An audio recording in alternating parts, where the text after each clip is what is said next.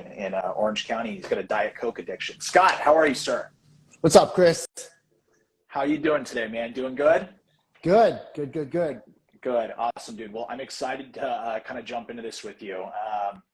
For those of you guys that don't know me, I'm going to introduce myself real quick. My name is Chris Giannos. I'm the co-founder and CEO of a company called Humanize. And in our never-ending quest to try and bring as much value to the real estate market as humanly possible, we've now started doing these Friday sessions where we're getting some of the brightest minds in the real estate space. Doesn't even have to be purely in the residential space, like in brokerage space. I've got plans to bring people on from different companies, the mortgage space, tech space. The whole goal is to get a really well-rounded idea of what's happening in the market now and bring smart people in so that we can essentially hack our own growth. We learn from smart people. It makes our job a lot easier. So today with me, I have Scott Cato from Long Beach, California, and I've got some brag points, and then I'm going to let Scott introduce himself.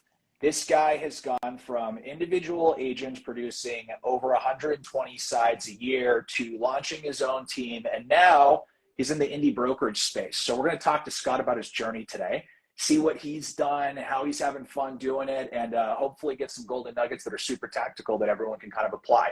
Did I hit the nail on the head, Scott? Let's do it. Awesome, man. So tell us a little bit about yourself and your journey. How did you get into the real estate space? It's Rich Dad, Poor Dad. Read Really? that book back. Yeah, honestly, my Okay. father had just sent it out to me, and I read it when I was living in Florida at the time, and that kind of just got the juices flowing. And then I thought I would flip homes. Yeah. And so How flew back old to were California. you when all this started? That's when I was, about 25. I was 25. Got it. 25 Okay. years old. Cool. Yep. So like Yep. right after college, did you go to college or kind of just jump right into the space, or? I kind of, I got stuck in the corporate world, kind of worked my way up the ladder. Got it.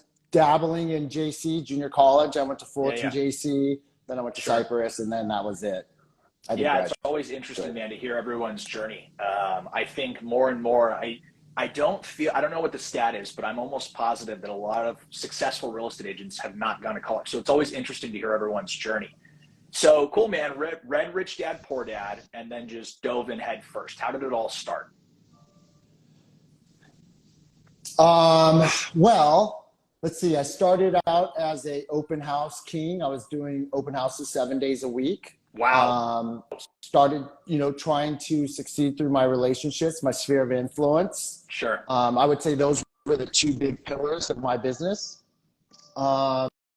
So started my journey with Century 21. Let's talk about that a little bit. So for the individual agents that are on the call, hearing open houses, I know for a lot of folks, that's like a super daunting task, right? It's like, oh, I got to do these things. You were doing them 7 days a week, right? So in this market where that's something that a lot of people probably should be doing with how little buyers there are in the market, how did you do that?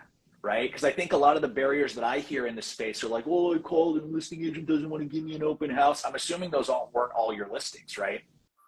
None of them were, actually. None of them were.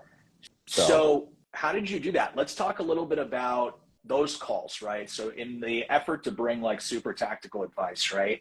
So if you were a new agent right now and you were like, yo, I want to do 7 days of open houses every single week, right? What do those phone calls sound like? Because I think there's a lot of friction in the space right now, right? With listing agents, they don't want to. Yeah.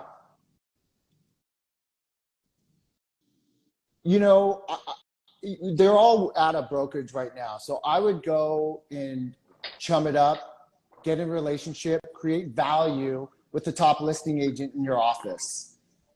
If they've got a team, then I'm open to that idea as well. But those that have the listing, are going to give me the opportunities to find my own book of business. Got it. So were you just approaching agents in your own brokerage at that time? Absolutely. Or were you like picking up the phone and cold calling, or how was that going?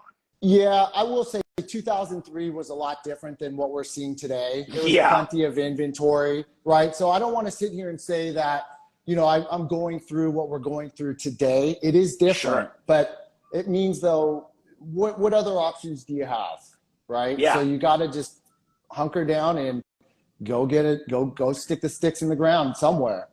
Yeah, man, I think it's interesting.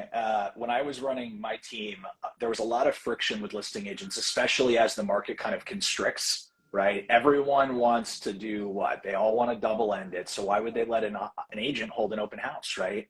So as a new agent, let's talk about even this market now, right? If you were a new agent, or what kind of coaching are you giving agents on your team, right, to get those open houses? So when they pick up their phone and call a listing agent that they might not know, what do those conversations sound like so that they can provide value and they can make it not just a brand new agent calling a listing agent and keeping their fingers, eyes, and toes crossed that they get an opportunity. You know what I mean? Y- Yeah, yeah. I think it's everything that as a listing agent of what we want. We're just going to leave the home in better condition than when we found it. Sure. Certainly, it goes without saying, we're going to keep all the lights off, close all the windows, make sure everything is secured, clean up after ourselves. More importantly, we'll give you feedback. Just giving them feedback on what the consumers are saying, good or bad or indifferent. Yeah. If an agent comes through with their client, we're going to take a Sure. picture of the business card and send it back to the listing agent so they can get direct feedback from them. And, again, just really building the relationship and keeping the lines of communication, because I want to do it again. Yeah. I want next weekend if they'll allow me to. And I'm going to I'm going to let them know that. I think a lot of people shy away now from the like more traditional methods of generating business, right? Like the hot topics for everyone right now are like leads, Zillow Flex, Upcity, all these different things. Open houses have existed for like 100 years, probably, if not longer, right? So it's time true and tested. And it's interesting that you say what you just described of what that phone call sounds like. I feel like that's a sales call in itself, right? If you're calling a listing agent to try and schedule a showing, it's not going to be as simple as pick up the phone, ask for the opportunity, and they just go for it. Sometimes it might be, right? But remembering that is a conversation that's between you and the outcome you want. So if you have the opportunity to, I would like prepare for that call, right? I'm sure you did at some point, Scott. 100. Like actually sit down, write out what you're going to say, how you're going to say it, and then probably even role play it with your team leader or someone else on your team. Because I think what a lot of people don't think about in these types of things is like, that's a nuance. That's a hurdle that you have to get over to do business, right? Right. Right. So No, super 100%. valuable. That's awesome, man. So open house king, doing them 7 days a week. How long did you do that for, out of curiosity? Like, were you doing that pretty consistently, or? I would say the first 2 years in business, I was 80 hours a week. It was nonstop. But I will say, and today, Chris, we haven't met in person, but we're both pretty casual. I'm wearing a t-shirt and jeans today. It's no different. But I will say though, my first 2 years in business, I was shirt and tie every day, showing up, because you just never knew when the opportunity. They don't do call desks anymore, I don't think. Yeah. But I used to work the call desk. And you had to be ready to go open the door for someone who was calling off of the LA Times or the Orange County Register. Yeah, it just speaks volumes to like the idea of like dress for the job you want, not the job you have, right? Like if you look at a lot of top producing real estate agents, sure, you can make the argument that now they might be a little more casual, right? But for the most part, I've talked to big top producing agents, guys like Tim Smith and stuff, and they still have a look. Right. So it's not saying that you can't earn that opportunity to be a little bit more casual, but just remembering that when you're in the beginning of your career, if you want to feel great, there are days still to this day where I'm like in a little bit of a funk and I find myself going, I got to get out of this funk. How do I do that? Right. I throw on a suit, not tie, but I throw on a full suit. You just feel different. Right. It's just an opportunity to do that. So as a new agent, that's a great tip, right? Dress for the job you want, not the job you have. So, all right. So you're a new agent, you're doing 7 days of open houses every single week, you're pulling 80-hour work weeks and stuff. When does that start to like pay off? When is that like you start seeing the fruition of your labor? I just started to invest in my business. I started to run ads in the local Grunion Gazette paper. And I started just focusing on one building in downtown Long Beach. And so oddly, like a high rise or something? Just a high rise, right. Yep. It had 75 doors, and I got lucky. The phone rang, got my first listing appointment, secured it. And then from there, everything that I made from that one sale was poured right back into my business. Then I started farming heavily that building every week, all the time, just running a local, small little 8th ad in the Grandin Gazette paper. That is awesome, man, because I think a lot of folks with their first couple of transactions, the industry now is starting to become like hyper transactional, right? We forget that one deal should probably turn into 3 or 4 deals, right? And we talk a lot about, oh, well, a farm's got to be 1,000, 1,500 houses. I like the singular focus, right? So you're saying you got one listing done, closed in that market, in that specific building, and then you just doubled down. You put money back into it and just kept going. That's exactly right. And then when I got my second listing, and then I got the proceeds from that, then I took the next building. And then when I got my first listing there, then I went to the third building. Yeah. So tell me a little bit about, because this is awesome. And I think what a lot of agents struggle with, we all, like, there's a knowing doing gap that exists, right? We all know what we should be doing, but there's that thing in our brain that, like, it's a hurdle, right? We know, if we all know what we should do, I know I shouldn't eat at Taco Bell, but like once or twice a month, I'm like, yo, I'm going to stress eat some Taco Bell and it's going to be great, right? So thinking about that knowing doing gap, right? And breaking this advice down so it's super tactical for everyone on this call. When you were talking about farming these buildings, what did the mailers look like? What did the frequency of the mailers look like? Were you door knocking? Like, what does the step-by-step look like for that? So in my open houses, that's what I would do. I would do everything that we would typically do in the office at the open house, but my sticks were in the ground. So I was getting market share, mind share. So I would sit in there and I would do Microsoft Publisher, Chris, and I'd drop in my picture and I would sit there for hours tinkering over and over because I thought I wanted to be clean and modern and I overthought things, right? Yeah. So I would get it would take me like 5 days to get a postcard out. Then I would go to Kinko's, print out 100. I'd buy my paper, 100-pound cardstock at Staples, take it to Kinko, give it to them. They'd print them out. They'd cut them in half. Then I'd go back to the open house, address them, stamp them, mail them out. That's what it looked like. And I would do that once a month on that first building. That, to dissect that for everyone on this call real quick, I'm friends with a lot of real estate agents, right? I'm all over, like I'd say 3/4 of the people on my Instagram are real estate agents, right? So I get to see a lot of like what people do on a day-to-day, which is good. Keep cataloging your day-to-day. But to Scott's point, I see a lot of folks in like open houses that might not have the most traffic on the planet, right? And they're sitting in there, like, I guarantee everyone on this call can resonate this, like doom scrolling Instagram, looking at memes, talking smack, FaceTiming your friends. What Scott just said was powerful, right? Like whatever you're planning on doing in the office, why would you be, this is like a complete mind-blowing thing for me because I've always been an in-office guy. I think good work gets done in the office. You can turn an open house into an office, it sounds like. So you were there just trying to double dip your time, it sounds like, right? Absolutely. Everything was pretty intentional. Everything was pretty intentional. So got the listing done. We now hitting it once a month with these postcards. Were you only hitting them once a month, or did it turn into twice a month at some point, or how were you going about that? Yeah, it was once a month. Again, though, but then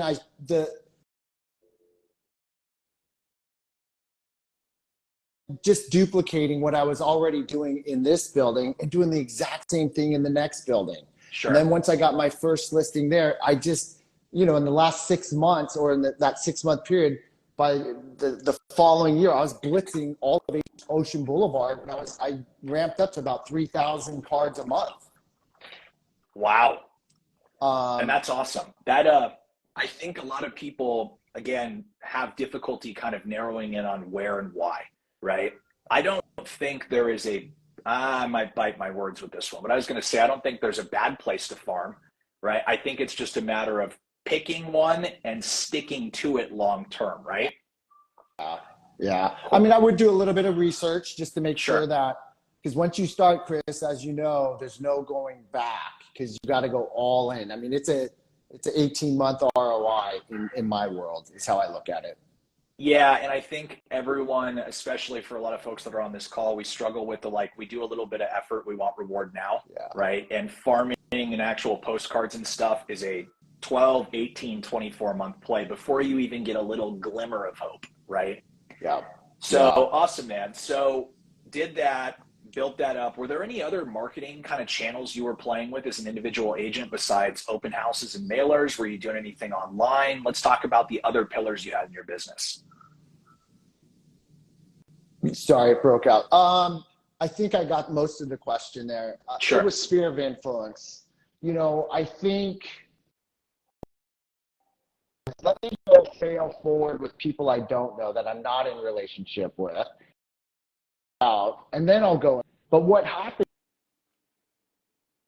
was my friends were starting to buy, or people I knew were selling homes. But because I decided that again, like most, for me, it was fear of failure, fear of judgment. Therefore, I kind of associated my self-worth with what I knew about the industry, which was this much. So I didn't want to cast a large net. But then when I see my peers buying homes, I'm thinking, well, that's my fault. So then I started to Brian Buffini. I'm a big advocate of Brian Buffini. Sure. It's not the sexiest marketing pieces, but what I love about it, Chris, it's a system. And it's out of sight, out of mind. It's done every single month. I think people get so caught up in the aesthetic of marketing sometimes that they forget that the key to marketing, sure, I have a strong opinion around design and stuff is important, but at the end of the day, consistency is far more important. It doesn't matter really, as long as your name, phone number, and email are getting in front of people consistently on like a continual basis. So that's awesome, dude. So had all these different lead kind of channels and stuff going, right? Through farming and mailers and open houses and all this stuff. How long did you do that for as an individual agent? And what light bulb went off in your head at some point where you're like, hey, I need to start a team? Because I think what happens is a lot of agents, they think that's like the next iterative process, right? And don't really think about all of the complexities that come along with like actually running a team and stuff. So what did your journey look like there? 2004, this time I was with Coldwell Banker, and I read the MREA, the Millionaire Real Estate Agent book. Yeah. I don't even know who referred it to me, but I could not put it down because I thought, who is this Gary Keller guy? That's me. I want to scale and bring in talent and leverage. And so I hired my first assistant in 2005. No joke. I probably went through 6 assistants in my first year because I had zero leadership skills. I thought, I'm paying them, they will figure this out, just like I had to figure it out, which is small thinking. And that's why they would quit on me after 45 days, because there was no clarity, no direction. I wasn't spending time with them. But in 2005, I eventually had someone that stuck with me, and the rest is history. That's important to do. Like, let's dissect that a little bit. So hiring an assistant, I have experienced exactly what you just described, right? Where you hire someone. For those of you guys that were in eHomes in the beginning days, we hired Sonia, right? And I was like, oh, cool, this is great. I'm just going to hire her, and she's going to be able to read my mind, and I'm not going to have to work as hard anymore, and she's going to take all the important stuff off my plate. It's going to be great. So I've learned that lesson. I'm curious what your lesson is. So if you were an agent that was on this call right now that's like, hey, I'm going to hire an assistant, I'm going to take Scott Cato's advice and go and do this, what tactical steps can you take to make sure that you're ready for it and you're doing it the right way? You're onboarding that person the right way. Yeah, Chris, I'd just start with a list. Just start writing down everything that you're doing, but you really just don't like to do it. Sure. Another way to think about it is anything that is not making you money, it goes on the list. That's an admin role. That's support. So then it goes to a compelling job description of who you want to attract. I think you need to identify that in your mind, who you want, the end result. And then, again, it's career visioning or recruit select, like behavioral assessments. I do dip into that a little bit just to try to get off on the right foot with the right person. What is KW's model of that called? KW has a personality career assessment. visioning. Oh, Career the visioning. disc. Yeah. Yeah. Disc. It's the Yeah. disc. That's it. Yeah, So it's important for those of you guys that are thinking about doing the assistant thing. Just remember that I think the single biggest lesson I learned there, to kind of Scott's point, is people can't read your mind, right? If you don't know what you want them to do, they're not going to know either, right? It's not it's a symbiotic relationship, right? So what I learned was people perform as well as you train them to, right? And they need to have a list of, hey, if I don't know what to do, here's a giant list of stuff I can do, right? That helped me tremendously. So awesome. So hired that assistant. You've now got your first hire, Scott.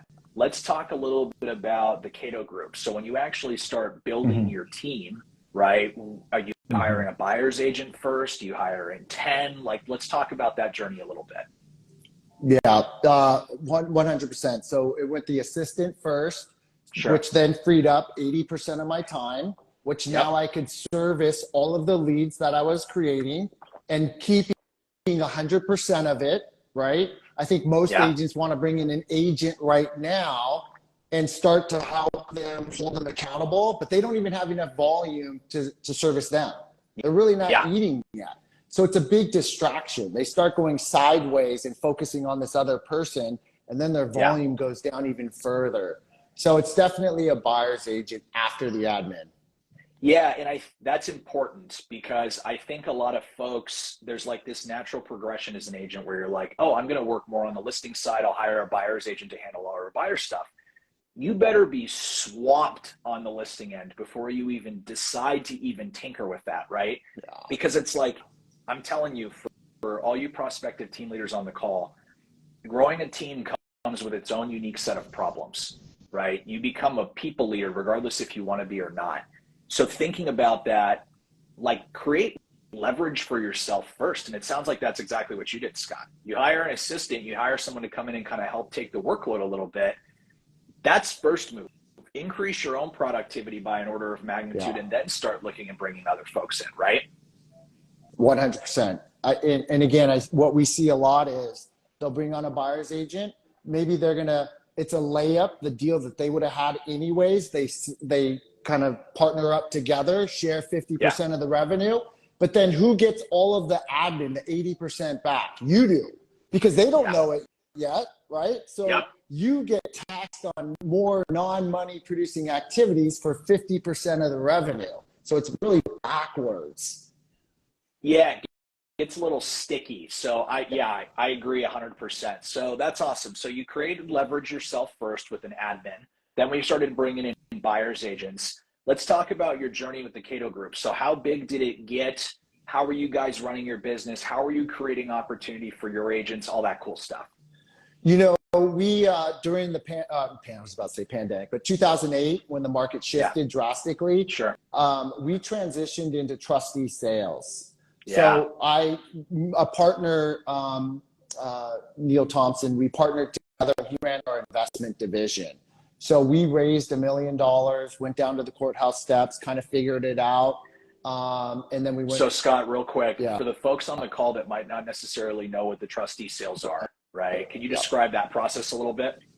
Courthouse steps, buying distressed assets directly from the beneficiary, from the banks after the bank. Got it. So banks are foreclosing and they're selling the houses on the courthouse steps. That's right. That's right. Yeah. So we would get the list, figure out what homes are going to go to auction that day. We would bird dog it. We had someone on the road, identifying the asset, making sure it was still standing. And then we had cashier's checks. Yeah, I remember. So I had some family members that were doing that stuff for a long time. And they had the cashier's checks were like Monopoly money. You had them in denominations of 50, 25, 100, right? Yes. That's right. Yeah. That's right. So that's pretty awesome, man. Okay, cool. So transition to that. Yep. We went all the way up to about 8 million, and then we were about to double that and go to 16 million. And then the market was shifting, and a lot of European and Asia money was coming in, and they were buying these assets for our exit, for what we were after renovations at ARV, and they were acquiring it. So they did take a bath, but their pockets were deep. I'm sure. They weathered it, and so it got too tight for us.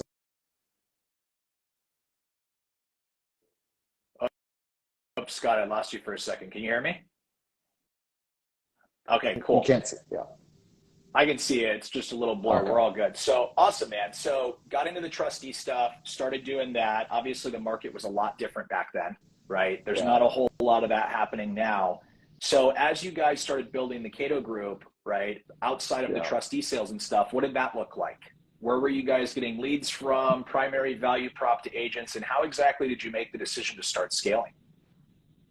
Yeah, we were creating our own inventory. So we were buying all these acquisitions, and then we transferred into short sales, REOs. We were aligned with all the top agents in Southern California that were short sales specialists, REOs Sure. as well. And that was feeding our team. So we had open houses, we had sign calls, we were big Zillow players since I want to say it was 2007 or 8. So when Zillow Wow. kind of launched, you would know better than I, but when they launched is when we jumped into that. So we were always buying leads also. So that's how we were really supporting that team. Got it. And Scott, when you were at Zillow in the beginning, if you were way back then, that's awesome. Do you remember, like, I think back to those days frequently, right? Because you used to be able to buy a zip code for 150, $200, right? And you would get all these leads and it was absolutely awesome. And now connections are about $1,000 a piece in Orange County, right? So the times have changed a lot. Let's talk in and dig in a little bit on the lead conversion process with those leads back then. So as you start arbitraging leads and you're buying Zillow leads and trying to turn them into transactions, what do you think is the key to doing that at a high level? Today, follow-up. I think it's follow-up. You got to have leverage in technology, some sort of system, throttle drip campaigns. As soon as the lead comes in, I think there needs to be a sale because multiple agents are receiving the same information. So how do you stand out, right? We know it's typically 14 touches to an appointment for us. And so 8 of those are going to come from automation through our CRM system. Yeah. We have ISAs, inside sales agents too, who are scrubbing them. Yeah. Yeah, I think lead conversion is a really interesting topic right now because as the prices of leads go higher and higher and higher, it's turning into a system where only kind of the best survive. You know what I mean? So I'm always curious what people's perspectives are and kind of what the secret sauce looks like. So you've now grown the Cato group. You've got this group of agents that are converting internet leads. I know your journey, Scott, you guys started at KW, right? And then kind of transitioned out of KW at one point or another, right? Yeah, Coldwell Banker before that, then KW in 2011 is when I joined. Got it. Launched. Yeah. So let's talk a little bit about that because I see here in our notes that you built these 3 KW offices and basically exploded them. So for all of our prospective, we've now talked about individual agents. We've talked about prospective team leaders. Let's talk about that broker of record CEO role, right? Where you're running the whole office. So growth, right? Built the last KW office to 130 agents in 18 months with a sales volume of $500 million. How did that look? How did you make that happen? What did that journey look like? It started in Long Beach first as a core member. There was 5 of us that launched that office and then ventured off into Cerritos and helped assist launch that office. Then we went to La Mirada. And at that time, Chris, when we launched La Mirada, I had somebody running my team. So I was out of production at that moment. And the owner said, Scott, your name keeps coming up in La Mirada. We're having a tough time finding a leader because it's right next to Cerritos. And so they're going, why don't you give it a stab? And I'm like, that's the last thing I want to do. But my business was capping at 50 million, and my coach said, I think you're the challenge, Scott. I think you're the problem. I think you need to get uncomfortable again and go raise your leadership lid, hold your team accountable, and or raise the standards. And you might need to top rate down. You might need a new set of brain power to help get you to that 75 million mark. So I thought, okay, well, maybe being a team leader and understanding how to run a market center will translate into my own business. Sure. Get comfortable again. So that's what I did. I went over and I started to recruit agents, and I think it was easier for me, Chris, than my peers, other team leaders, is because I had built it. So I wasn't talking hypothetically or theory. I'm talking from firsthand experience, and I can just say, this is what I did, this is what you're going to do, and help them get from A to B. Yeah, I think that's really interesting. For those of you guys that are thinking about like growing teams and starting to get into that space and growing brokerages, I think a lot of people think that like growing teams and brokerages is like 90% recruiting and 10% training and enablement, right? And I kind of think, my opinion is that it's almost the antithesis of that, right? Growing a good brokerage and stuff is 90% training and 10% actually finding people to come in, because the industry itself is like failed almost, right? The amount of work that it takes to get a real estate license in the great state of California, you pass a 150 question and multiple choice vocabulary test, they give you a real estate license. You can go sell a $10 million house. Does that kind of align with what you're thinking too, Scott? Oh, absolutely. I mean, there's no barrier to entry. So I think everyone just thinks what we do is anyone can do it. And they certainly can. But it's going to be. Yeah, I agree. Right. But there's also like this gnarly learning curve to figure out how to actually do it, right? It's like a fail forward type thing. So you built these 3 Keller Williams offices, right? What did recruiting look like for you back then? So you've got now offices to fill and bodies to find and stuff. What did recruiting look like for you at that point in time? I was pretty much doing exactly how I would prospect for buyers and sellers. So it was automated, systematized. I would, I'd reach out to people, pick up the phone, introduce myself. Social media certainly helped a lot. As you know, we could see who's following us. We could track and follow other people, and we could like them. Once the relationship was off the ground, then I would send items of value to them also. And then I would just check in and I would invite them to anything that I thought was of value. Ideally, it was in the market center at the office, a training, a guest speaker. Yeah, that's important. There's a word you keep saying, Scott, that I think is super important. You've said it now like 3 or 4 times at different levels of this conversation, and it's value, right? Mm-hmm. Whether we're providing value to our customers or to our agents or to our clients, whatever it may be, that I think is the fastest way to excel in any career, period. End of story, right? It doesn't matter what you're doing. The more you figure out how to articulate value to the marketplace, the more rewards you're going to get, the more shekels you're going to get, right? So that's awesome, man. So it sounds like there was a lot of like manual outreach. You were just cold calling real estate agents and kind of throwing stuff up against the wall with these folks, right? Trying to provide value to the market. Yeah, I just wanted to introduce myself. And from there, Chris, I knew, just like a buyer, they're not going to meet with me on my first call. They're not going to come down and have a buyer consultation or, want to hear what our market center is all about. So, but I knew over time, the more deposits I made into them, I could do that withdrawal at some point in time, and or at least be in position for a call if something went sideways in their current environment. Just kind that makes a lot of sense. Top of mind. Yeah, you're the guy they call when the shit hits the fan. That's a good place to be in. So let's talk a little bit about obviously growing these brokerages and doing the numbers that you did and stuff. I'm sure a large component of that was training, right? What did training look like to you guys? What did it sound like? What should agents really be focusing on? If they're like, hey, I want to go from doing 3 to 5 deals a year to doing 30 a year, what would you be focusing on from a training perspective if you were an agent right now? I document the procedures of what I'm doing. I would take all of the noise and document it, and if it's not making me money, it can be leveraged to a W-2 person. I'm bringing in someone to do that for me so I can go off and focus on money-producing activities.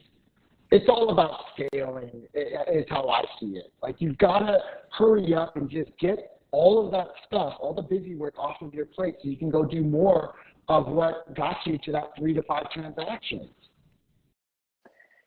Yeah, I think a lot of folks, another common theme that I'm kind of hearing with what you're saying is like, I think a lot of folks do this thing where we mistake being like busy for being productive, right? Where it's like, okay, oh, well, hey, I used to ask myself this a lot when I was still in the space and managing a team myself. I used to ask myself this question a lot, and I used to ask agents on my team a question a lot, which is like, hey, if you had a normal 9 to 5 job, you get to the office at 9 o'clock, you work for 4 hours, you take a break, you work for 3 more hours, and then you're out, right? You've got 7 hours of focus time, an hour break.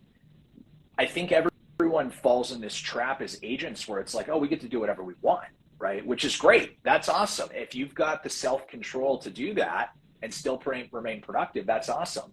But I think a lot of agents find themselves in that busy, not productive thing. And the question then becomes to yourself, and I've asked myself this question a million times, what am I doing for 8 hours a day, right? What does my day-to-day look like? Because a lot of what Scott's been saying to everyone on this call is like, yo, you got to put your head to the pavement and grind.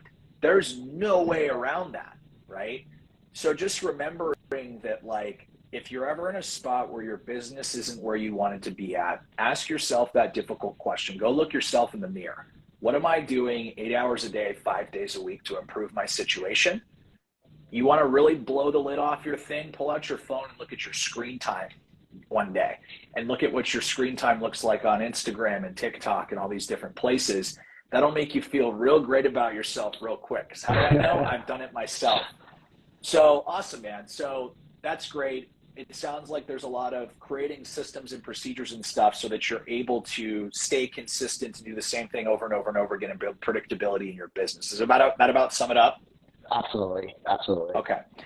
That's awesome. That's super tactical. And if I was an agent right now and trying to figure out how to do that, I would go get a white piece of notebook paper immediately following this call and write down what you've done all day, right? Line item by line item, what you've done. And if the answer is nothing, you have a different problem to try and figure out, right? So awesome, dude. Okay. Here's a cool.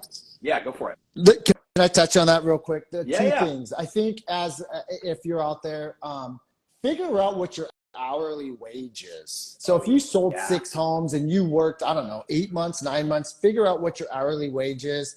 And then just ask yourself, what I'm doing right now, is this worth whatever that number is, $180 this hour? If the answer is no, that goes on that list for your leverage.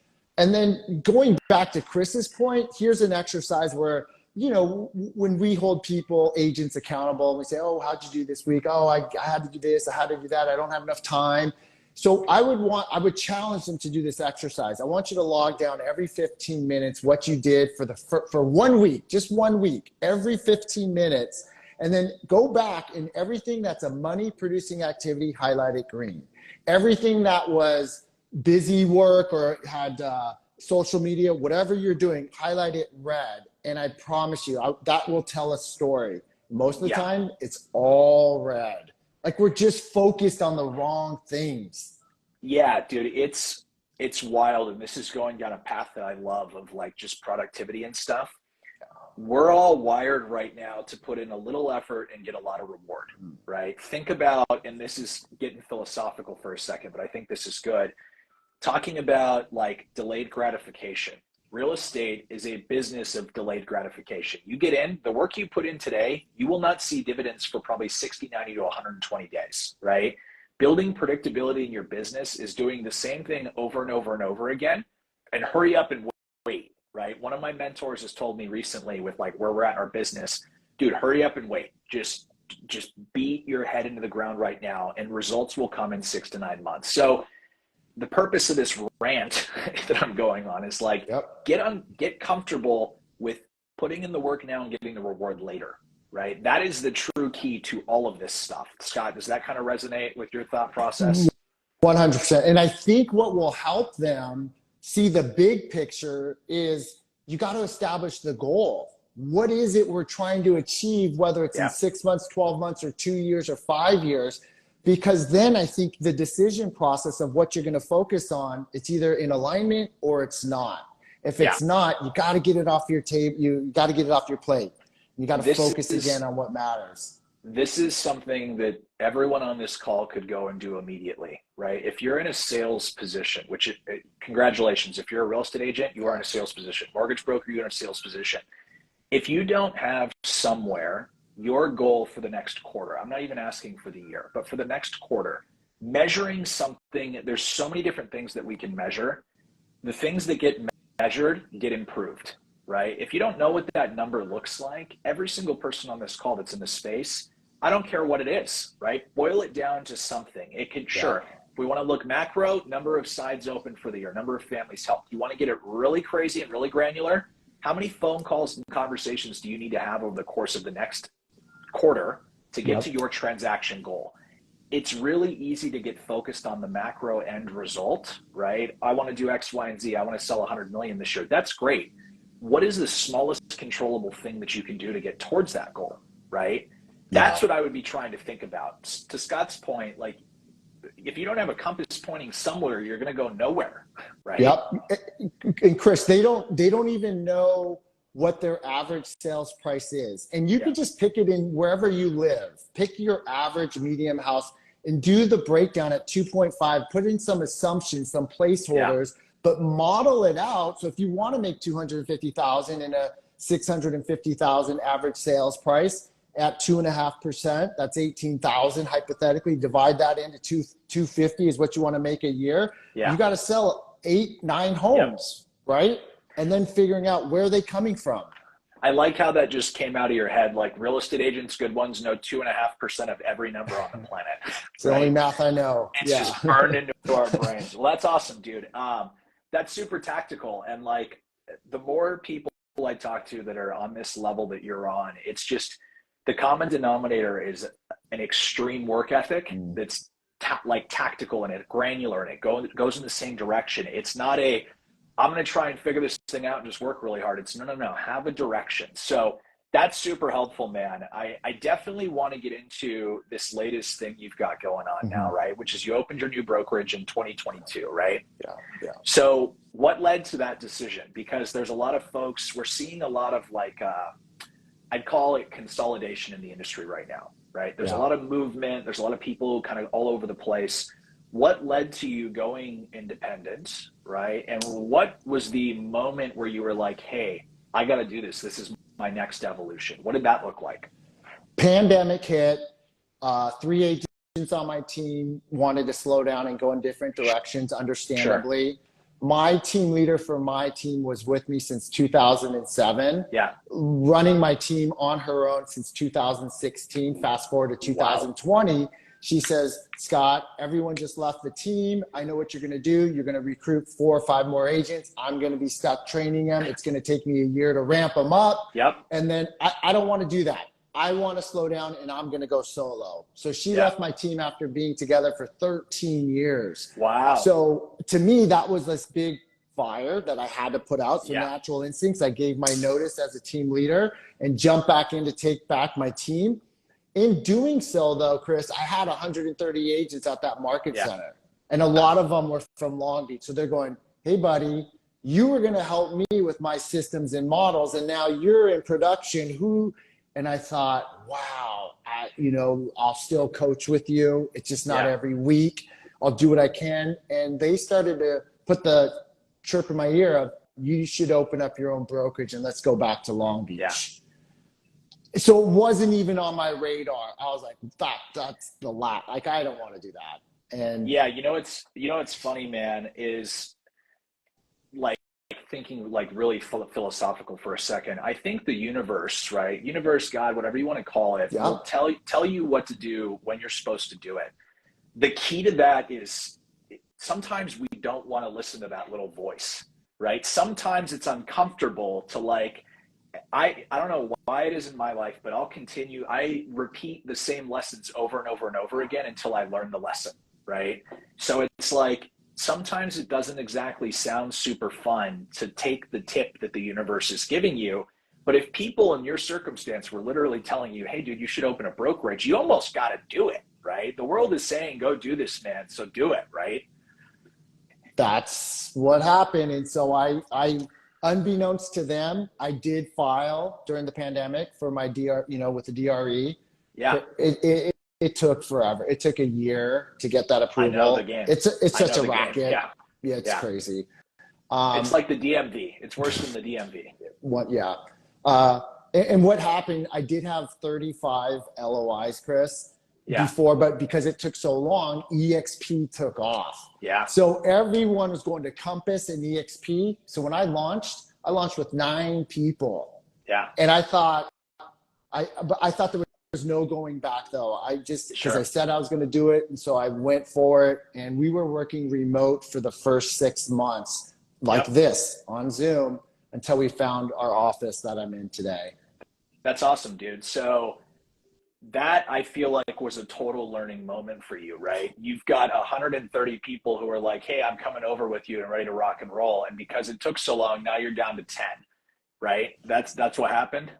Yep. And then it just took time to build the band back, put the band back together. That right there, for everyone that's listening, is like, that is like a test of faith. That is the universe going, hey, dude, everything looked great. Now it doesn't. Are you going to push forward, or are you going to pump the brakes and take the beating, right? That's awesome, dude. So got down to 9, and now you've grown this massive thing, right? Got some initial friction. So tell us about your brokerage now. How big are you guys? Where are you guys located? All that cool stuff. So we're in Long Beach. We're literally on the tarmac of the airport, Long Beach Airport. I see Southwest taking off right in front. That's awesome. We've got an 8,500 square foot office. We're up to 100 agents. Nice. We just started to attract new agents. The first year we were only focused on top, like 5 million or more, 4.5 million or more in agents. Just out of sheer bandwidth, didn't have a coach, productivity coach, trainer. Yeah. Technically, we still don't. I am it. Yeah, so, wearing a lot of hats. It's crazy. I mean, it's been a fun ride, but I'll tell you, it's a lot of work. It's because I'm still in production too. But I see the light. Yeah. I see the light. So talk to me a little bit, Scott, about the lessons you've learned so far. So you're like 12, 18 months into this thing now, right? Yeah. So what lessons have you learned along the way? If you could go back 18 months ago and tell Scott, hey, this is going to happen and here's what you should do, what do those lessons look like for everyone on the call that's thinking about going indie? You know, even though you might have good relationships and great intentions, they're not all going to come. Yeah. They're not, we opened up an escrow company, and Chris, again, this isn't on my vision board. I wasn't, I got to have a brokerage and I got to have it. It's out of sheer necessity. Like, if we're going to make this thing work, because we're not making money, I understand. This, yeah. I need an escrow company. So the stars aligned. I attracted my officer that I've been in business with for 20 years since day one. She joined me. But here's the aha was, just because I had an escrow company, it was naive for me to think all of my agents were going to use I'm going to get all this stuff. Yeah, dude.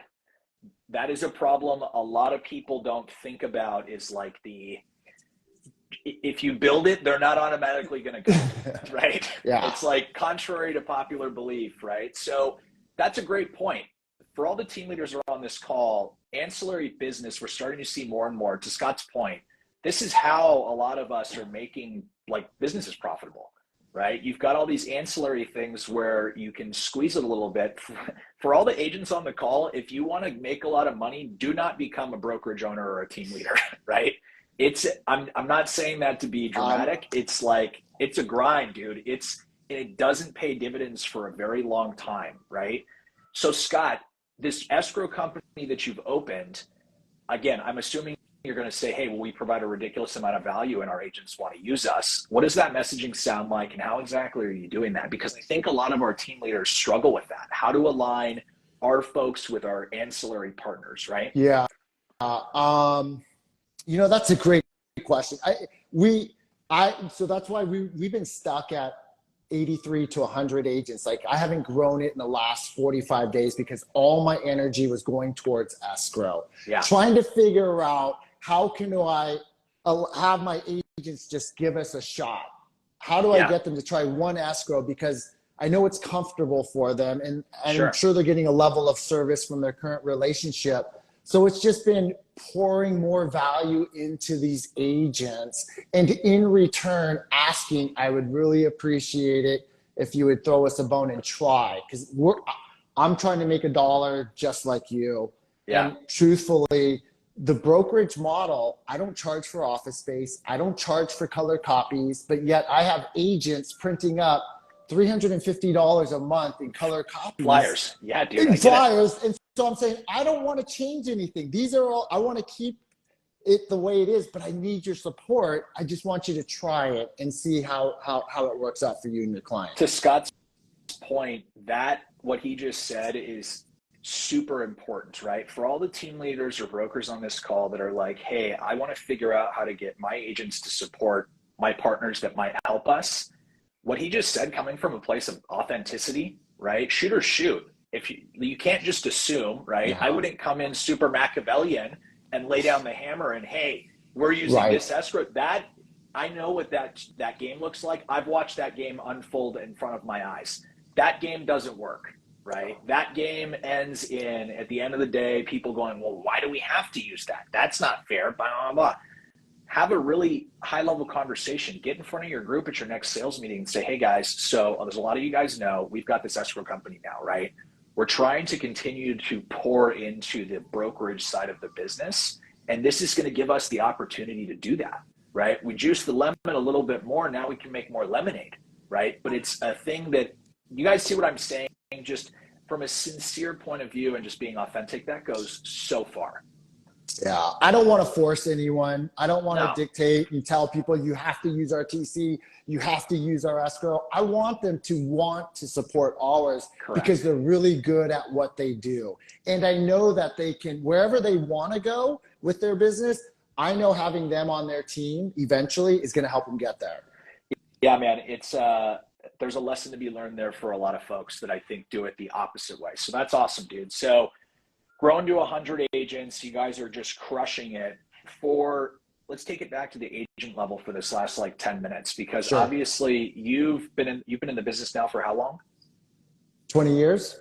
20 years. Okay. So you've been through a couple of different market cycles, right? Mm-hmm.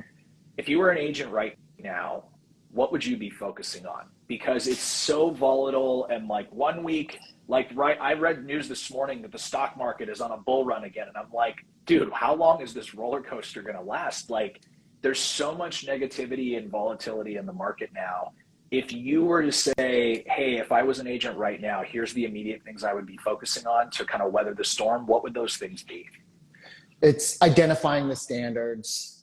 You got to do, for me, you got to make a minimum of 60 contacts a week, which is nothing, right? In this market, you should be doing 3 times that, like Tom Ferry's been saying, Gary, for the last year and a half. It's at least 2 to 3 open houses a month. It's reporting your numbers with an accountability partner every single night by 6 p.m., like a deadline, right? It's making sure that you have enough fishing lines in the water that are going to attract whether it's squeeze pages, social media, AI, whatever you can do, but you got to have something that might get a fish to bite, and then have a system to start following up on them on a high level.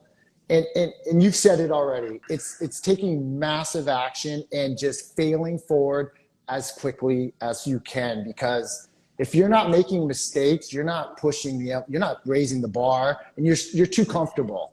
You're way too comfortable. I don't know if you guys have seen that meme recently. If you haven't, I'll post it after this because it's totally applicable to right now. But it's that guy, it's like a middle-aged dude standing in front of a whiteboard, and the X and Y axis, the X axis is fuck around and the Y axis is find out, right? It's hilarious. I got to post it after this. But the point I'm trying to make is this. If you want to improve your business right now, to Scott's point, I think the first thing that you need to do right now is just accept the fact that exactly where your business is at is no one else's fault but your own. If that's a good thing, kudos, props to you. Have fun. Go out and celebrate this weekend. But if you're like, hey, I want to do more, the fastest thing that every agent has the inclination to do, myself included sometimes, like even in my circumstance right now, I caught myself the other day complaining about venture capital markets. It's super tight right now, and it's the worst time to do this. And I caught myself going, who gives a shit? I can't change it, right? People complaining about the way the market is right now, you can't change it. All you can try and do is get in front of it and outwork the market, right? So to Scott's point, you want tactical advice as an agent right now, 60 contacts a week, that's doable. That's making like 5 phone calls a day for the most part, 5 days a week, whatever the number shakes out to. I'm not very good with math. But the point I'm trying to make is 12 calls a day. There you go. 560, it worked out somewhere. Really simple. Take a Post-it note out after this session. Write down 12 calls a day, 3 open houses a month. Each time you do one, cross it off and go start over. If you do that, the results follow. It's just a numbers game. It's far less about what you say on those phone calls and far more about just making them consistently. It's not just going to happen. You don't wake up one morning. I'm sure Scott didn't just wake up one morning and sell 120 houses in a year, right? It was a continual effort over and over and over and over and over again. And I'm sure along that journey, there were times where you couldn't see the light, Scott, right? No. So it's something that everyone on this call can take a page out of your playbook on. And it doesn't have to just be in the real estate space. Success is not an accident, right? Sure, some people, you win the lottery, great, have fun. Not the way I want to do it, right? So just thinking about that, figure out what the smallest controllable thing you can do over the next couple of weeks is. Just go for it. Just shoot or shoot, but you got to get that goal somewhere. So that makes sense, Scott. So getting really granular on your activity and stuff. Closing words, I always like to ask this question because it always gets people's brains lit up and gets people really thinking. You started in this business 20 years ago, right? Mm-hmm. If you could go back in a time machine tomorrow and have a conversation with 20-year ago Scott and give him any advice, what would that advice be and why? It would be 80% of something is always better than 100% of nothing. Like I overanalyzed and again was worried about the brand and the look. What we've talked about today is about consistency. Sure. Just get it out. Marketing, you're picking up the phone and using that dialogue that you know that you've been practicing. You just got to apply it. The only way you're going to learn is by making those mistakes and then course correcting as you go along. There's never going to be the right time. Your inbox will always be full. Just get after it. I mean, really, you just, especially in this market, you know, we're seeing everyone fall by the wayside. Just do what you know you're supposed to be doing. You have nothing to lose. At my age, Chris, the clock is ticking. Yeah. And I feel like this conversation that you're doing on this platform for other agents, I wish this was around when I was getting into the industry because I didn't have a good mentor. It was just failing forward. So that's, if I can instill anything in this audience, is just fail forward as quickly as possible. It's going to be your best coach. Time is not there forever. I love that. That is, I think that gets everyone thinking, right? We have this idea that for whatever reason, when you're in a rut, time seems to slow down. And then when you're riding high, it seems to speed up.